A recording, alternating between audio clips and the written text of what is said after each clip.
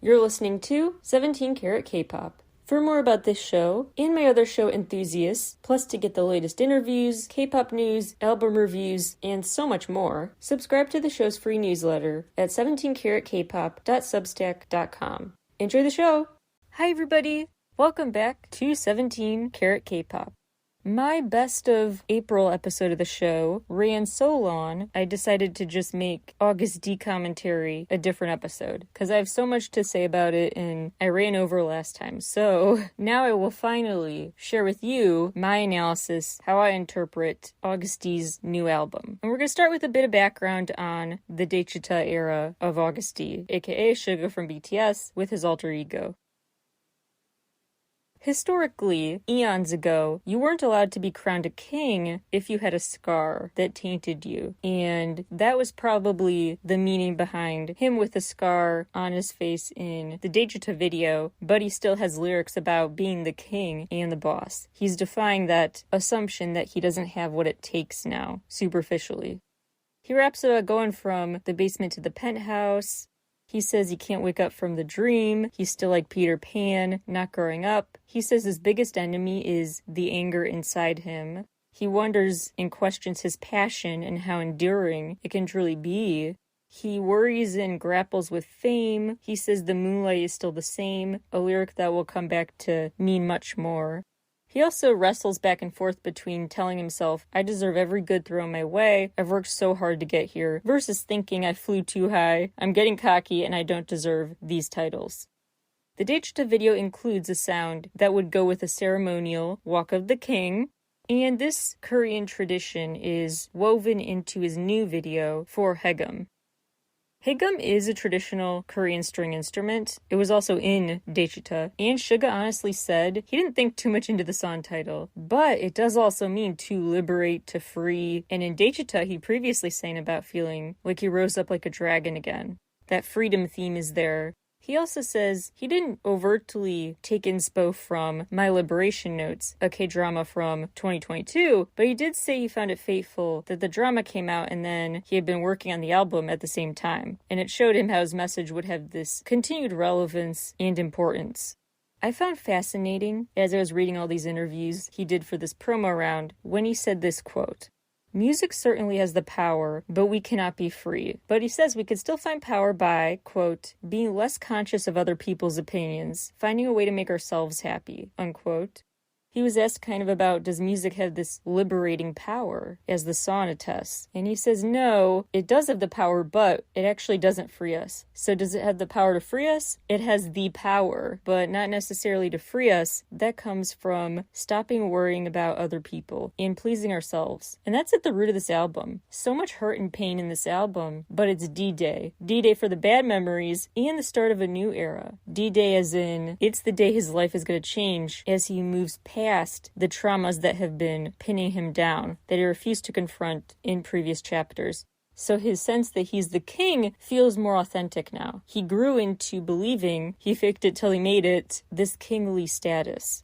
But an interesting wrinkle in the Haegeum video, the Yoongi, the version of him who plays the character in a formal suit, who's basically carrying out the hit on the casual wear version of him, he has the scar, and long story short, dies at the end. Casual wear Yoongi outsmarts the hitman and kills him.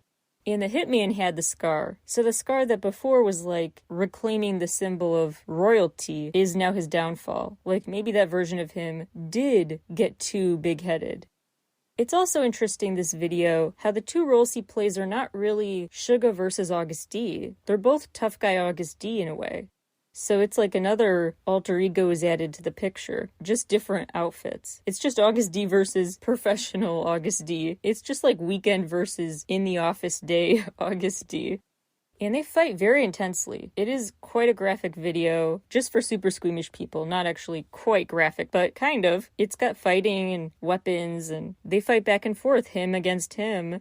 He literally bathes in money, while the other guy has a gun to his head. He casually, though, just takes the cigarette out of his mouth, starts a fire with it. For a split second, the Yoongi who is smoking appears to have been taken aback, but he quick jumps into plan B. They're both quick thinkers, so it really does play out like an action film, where he does play several characters. Back and forth, they have the upper hand. In the end, the formal wear one dies. The casual wear one starts and ends the story in the same noodle shop, cool as the other side of the pillow about it, like nothing just happened. I don't know if it was technically this, but I just had a flash of a vampire straw when Yoongi picked up a straw from a stranger's order in the restaurant. Just to show he could, a power thing, I think. Vampire straws are like straws, but secretly they're kind of like daggers. They're weapons, but look pretty casual at quick glance. I don't know, I just thought that might be what he had or alluded to in that video, but could be wrong. It's just notable the cavalier attitude, the apathy he has towards murder afterwards when he goes to order from the shop. To me, the ending is meant to be just thought-provoking and ambiguous because he kind of won, but what do you win? A bowl of noodles? He got all the customers to leave, so now the restaurant's empty? Like, that's what he won for taking a life? To me, that's how I interpret it. Like, he really realized the stakes were not that high, and what did he win that he thought was worth a vengeance? Now he feels free, but what does freedom look like? I guess just casually sitting here, enjoying little pleasures of life. What I found more personally just resonant and stirring was the AMYGDALA video, which is another one where you gotta be careful. There is some self-injury alluded to and shown, and he does have this self-created scar. The amygdala is part of the brain that processes trauma. And he goes through trauma in that song. He lives through his past trauma from real life. Not his character. His mom had surgery. His dad got a liver cancer diagnosis right around his debut. He injured his shoulder chronically before surgery, which kind of, I think, fixed everything. Fingers crossed. But he had a chronic injury due to a shoulder issue after his bike got rammed into on a delivery run. So he's been through it, and that's just the beginning. He's rapped about all this before. We won't go into all of it today, but he's lived quite a life and persevered, and he really is stopping to reflect on those past traumas he didn't unpack before. He opened up that box in his mind he refused to open before. He unlocks it, and one by one, he does recreate those traumas. So I really hope it was therapeutic rather than triggering when he filmed this video. Really hope someone was on set, a therapist or someone, that he had people to talk to while filming, because wow, was this intense. I don't think I could do this with my trauma, but he found ways to do that. And he divided himself again and tried to get back to himself.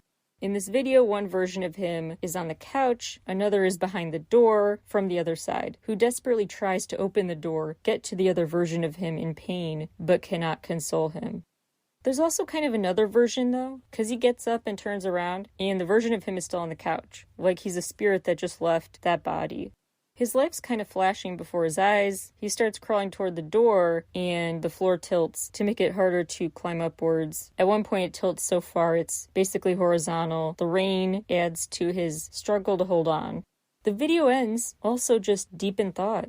These characters are there together but apart. They can't get closer. They can't fully save each other, but they put in the effort and tried, and they just sit in the downpour and soak it in against their will. That's the feel I get from the songs too, not just these videos, that each song kind of ends in that place of not resolved, but on the right path for resolution. Mentally just kind of in a pause place. A place in the middle between starting to heal and fully healing. Saying, all right, let's assess, let's stop, let's not bottle this up, let's look at this emotion. This sucks, but we have to sit through it and bear it. Deal with the discomfort instead of pushing it aside. The weapon from the Haegeum video seems more meaningful, and not just to dramatize the feeling, but also had a purpose symbolically when you look at the D-Day lyrics, where he talks about basically aiming your gun at who you used to compare yourself to. So I think it's more of a metaphor of don't aim it at the inferior person, but aim it at the traits that you cast on them. The thought that other people are superior, the thought that those people are better than you, shoot those things, those beliefs. He sings about the future being okay, and maybe the past is over, being reborn despite the world of hate. I love the lyric, lotus flowers bloom brilliantly even in mud. He comes back to that flower metaphor later with this beautiful passage. As soon as you're released, open your new chapter. We are still young. Minimal effort for a better today than yesterday. What are you? There's no limit. The past is gone. The future is far away. What are you afraid of? The past is just the past. The present is just the present. It's hard 9 out of 10. We'll pass the maze and start a new beginning. Lotus flowers bloom again in a world covered with hatred. Okay. He just reassures himself to live in the moment and make peace with the past. It was interesting because his previous parts of this Agust D trilogy were steeped in more bitterness and resentment, without resolution. And here, again, it's not full resolution, but it's a path toward healing he has not taken tonally before, where he does not just lash out and feel like fate is cruel, but he makes peace with fate, despite feeling like it's adversarial towards him. To me, the lotus flower blooming even in mud metaphor was most striking, as well as the fact in the pre-chorus he just repeats "I can't remember" 5 times. Like he's singing about unpacking traumatic memories through this album. The repetition, I don't know, that just felt very intentional to me, to think he is trying to bring back up to the surface memories he has suppressed for ages, and that is really hard to do. Easier said than done. It's important to remember, too, the amygdala doesn't just store traumatic events, but that part of your brain stores fragmented memories. It's interesting to me that he does say, though, "My amygdala, please save me, please let me out." He views it as the only way out is through kind of a thing with these bad feelings. He again says, quote, "What didn't kill me only made me stronger, and I begin to bloom like a lotus flower once again," unquote. The lyrics go from saying, let's unpack these traumas one by one, to let's kind of put them away and repack them one by one. Then let's erase them one by one. He basically therapizes his whole story. That's what therapy should do. It should be a safe place to do that. Music being his outlet for this, I'm just so happy for him. I love the lyric too, "Things out of my control, let's put in one by one." Like he's making peace with the past because there is this sense of, what else are you gonna do? You kind of shrug your shoulders like, that's life, you can't go back in time. So for convenience's sake, we should give ourselves permission to stop grieving so much through suppressing our feelings. We should allow ourselves to feel worthy of the effort it takes to find a light at the end of the tunnel. We are worth that emotional effort. I think that's what he's realizing now. In Polar Night, he talks about black and white thinking, and our society being quite generalizing. Some direct lyrics: "If you're not on the same side, we're enemies. The world's BS, but you don't have to be. Open your eyes and see the real world. Between so many truths and so many lies, are we seeing this world right? The audience sees blood as they bite each other. Selective hypocrisy, uncomfortable attitude, interpretation that only suits my mood. Truth and lies are up to your taste. What do we fight for? It is all dirty. Am I also clean? It is all dirty. Are you clean? Hidden in anonymity, the murder of the cowardly people. All the harsh words are for you. Now you're trying to explain? How dare you? The cheap justice you've been calling for, it's not for those who bleed. Please face this uncomfortable line.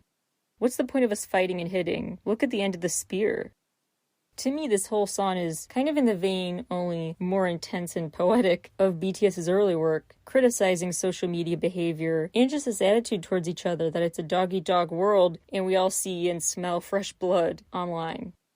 Honestly, this made me think of a tweet, and I'm sorry, I can't remember who said it, but it is so accurate, that basically said, Twitter is like when someone says they like dogs, another person says, "Oh, so you're saying you don't like cats?" And then another person jumps in, "Your silence about horses is so telling." And that's pretty much what it is. It is taking what people say and putting it through the worst, most malicious interpretation possible, and finding all the negative things to bash about a post, instead of just carrying on with your day. And there's just a whole lot of gray area between a post that deserves a heated response and does not deserve that attention. And that's a conversation for another day in my other podcast, Enthusiasts. But the point is, this song's message is so apt for our times, because people do walk through the world with this mindset that should be reassessed. Like, hey, not everyone is your enemy. If it feels like they said or did this thing that bugged you, now you're going to shame them for eternity. They're awful or they're a saint with no in between. Humans are not like that, which is why he sings, "See the real world, not what you're seeing online."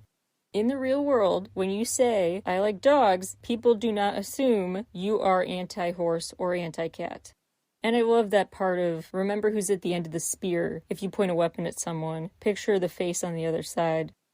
Interesting that he did not follow that advice really in his video towards a dark part of himself, but I digress. He continues to grapple with the ambiguities of morality calls in the song People. And People Part 2. Let's start with People. That was from a previous album. What kind of person am I? Am I a good person or a bad person? Many ways to judge, just a person. Everyone live on, everyone love, everyone fade away and be forgotten. People change. There is nothing that lasts forever. Everything is just a happening. Discomfort is something everyone has to withstand. Who said people are animals of wisdom? For me, we are animals of regret. People change. There's nothing permanent in this world.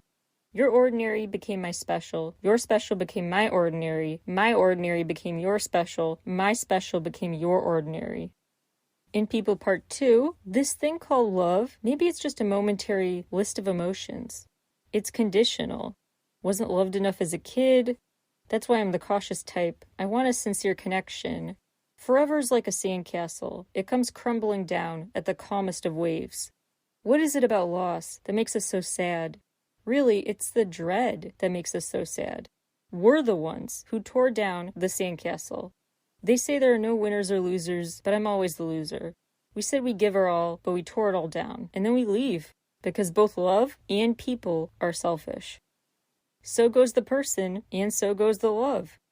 Selflessness can actually be selfish too. It's actually my greed when I say it's all for you. Will I be happy if I give up my greed? A half illusion that can never be fulfilled. They say life's a struggle between resistance and submission. I say it's a struggle against loneliness. If you can't hold it back, it's okay to cry. You're already more than enough to be loved. In both cases, People and People Part 2, he's singing about it's okay to cry, let out your feelings, it's temporary. Everything will pass, nothing is forever. We will make each day count by not worrying about the future, by just making little everyday things special to us, focusing on that, not the outside shatter. It's dread that makes people sad thinking about loss. Not the loss itself, because we always lose things. That's just the way of the world. Nothing is permanent. What makes us sad is the dread, the anticipation, the living in the future of thinking, oh my gosh, I'm about to lose something. This is too good to be true. And the fear of being so capable so easily of ruining your own good thing, tearing down that sandcastle at the lightest wave. Even something as seemingly all perfect as love can come and go like the wind. Which is why he says life is not about loving as much as just fending off loneliness, and it's all about fear and dread. The dread of loss is about the dread of a companion through this world, because the meaning of life comes from your present day being made special with the ordinary. The ordinary becomes special if you have that person in your life. So the fear of losing them makes sense because life is about that present moment that is made special by other people. So I think those songs are basically in conversation with each other, both agreeing, yeah, it's terrifying to lose people. That's what I'm really afraid of, because loneliness takes away the joy in everyday life, and we have to live every day. We can't live in the past or future. Community adds meaning to life, basically. It's an ode to companionship that is full of fear and wistfulness. Fun fact, Jungkook actually recorded For People Part 2. He worked on the demo, but they decided that IU would be better suited for it because he didn't want a BTS member on this collab. That's what he said to avoid BTS brand confusion. Yet he then worked with J-Hope on a different song, so I don't know. Sorry, Jungkook. He wrote Haegeum while working on Daechita, and besides meaning to liberate and being the name of an instrument, it also refers to this type of game, rhythm music games. The Haegeum songs in those games, you can only unlock at a higher level. Again, his kingly pedestal position is at the forefront. However, he really has just an incredible rap in this song. I'm just going to read it word for word because, oh my gosh, this is so profound. I'm going to skip around a bit actually, but wowzers, this is good. Freedom of expression could be reason for somebody's death. Could you still consider that freedom? Liberation from all that's forbidden, for all those in these unfortunate times. This song's simply about freeing what's forbidden, but you must remember to differentiate freedom from self-indulgence. Endless influx of information prohibits freedom of imagination and seeks conformity of thought. All these painful noises blind you, and now it even infringes on freedom of thought. All the controversy incessantly triggers confusion in judgment.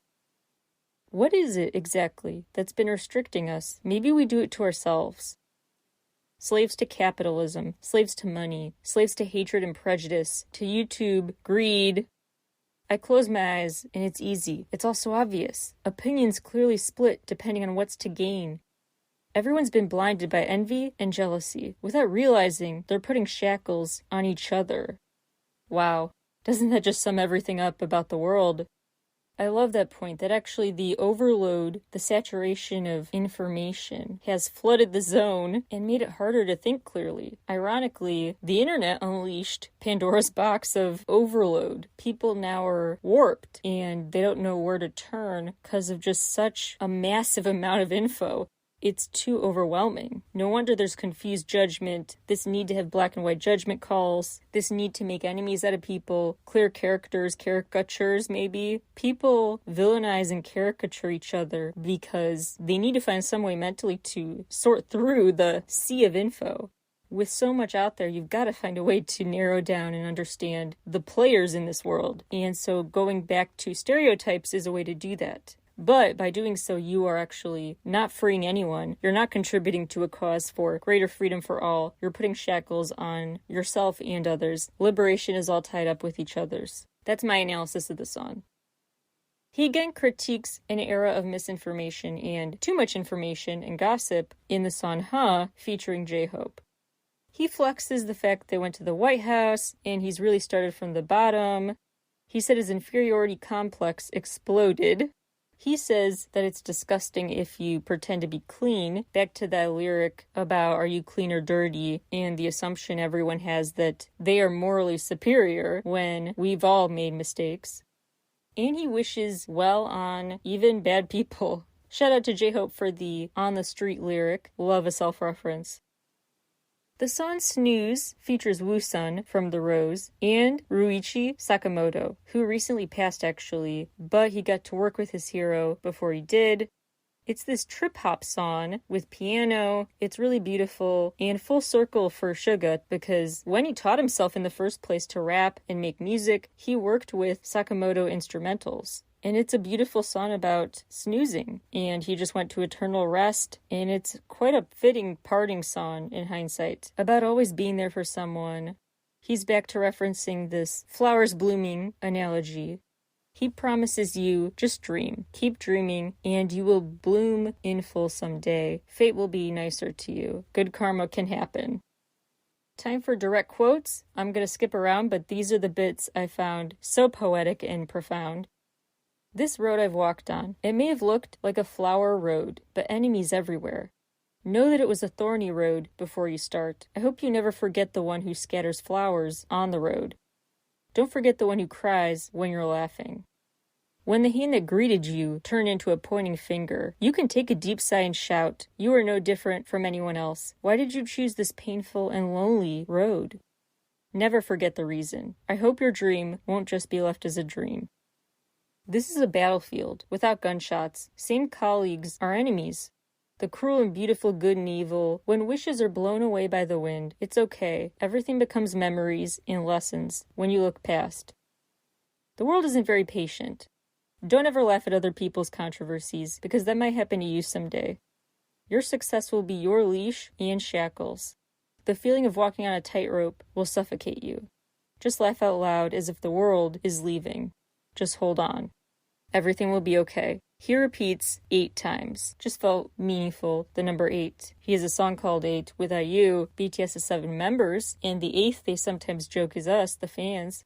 I don't know, felt meaningful. Maybe not, but 8 times, everything will be okay. 2 more songs to talk about. SDL is Somebody Does Love.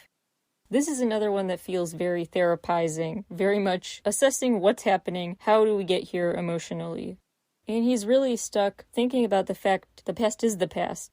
Some of my favorite lyrics, what is easily forgotten and lived is called love. Is it you that you miss, or is it that time on the other side of the glorified memory? Memories are bound to be glorified as if it's already faded. We used to sing forever like a dream. Is it you that I miss? Or is it the time when regrets remain? Love is pouring out in the spring day. The strong waves of the winter sea, is it then that we miss? Or is it buried in your memories? So I'm just trying to laugh silently. So in this song too, like the last one, he's talking about just laugh it off, smile away, just soak in the moment, because are you remembering correctly or just a glorified version of the memory? I don't know, but we'll never know, so just laugh, let's move on, keep making those memories in the present. And the way to do that is to have that companionship, that love, the anti-loneliness that he's been singing about this whole time, hence the song title, Somebody Does Love. That is what gives his present day meaning, and he's learning all that he has is that present day. Lastly, Life Goes On, notably also a BTS song title. He learns to make peace, again with the past, by saying, quote, someone will be forgotten, just do what you want, time is like a wave, it will be washed away like the ebb, but don't forget to find me, unquote.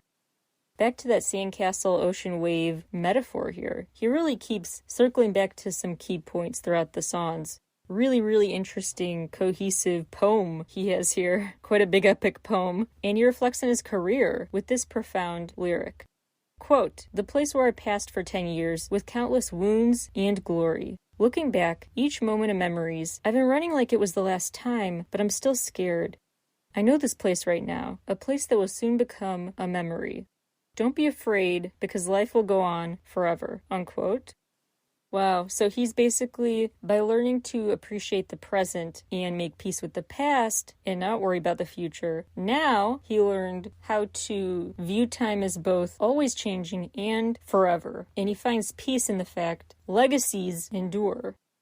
So overall, this is his best work yet as Agust D. I really think it is just so reflective and insightful, sharp, witty, but also just biting and clarifying, and important, firm critique of himself and society at large. It's at the micro and macro levels, a therapeutic, insightful, interesting analysis of our world today, a psychoanalysis, self-imposed and just on the collective, kind of a PSA, a warning sign, and a reminder that, hey, we are all navigating such a messy, shades of gray-filled world, and we need to just show more compassion to each other and understand that whatever you're being nasty about to other people will not matter in the slightest. The past will be the past. It'll float away like an ocean wave. So focus on what has to do with that day-to-day legacy you're leaving. Don't get caught up in petty drama. Get caught up in making memories here and now, leaning into the love, curbing loneliness, reaching out. Not letting fear, anger, a sense that fate is cruel against you, resentment, any of that stop you from enjoying the present day. Relinquish the hold it has on you. Find freedom on the other side.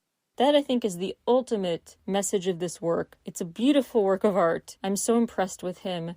That's my take on it, but it's so up to many interpretations, as was the point. So, very curious what your thoughts are too. You're always welcome to share those with me. There is a comment box directly on Spotify if that's where you're listening. Thank you all for tuning in to hear my take, and I will talk to you all again very soon. Bye, everybody!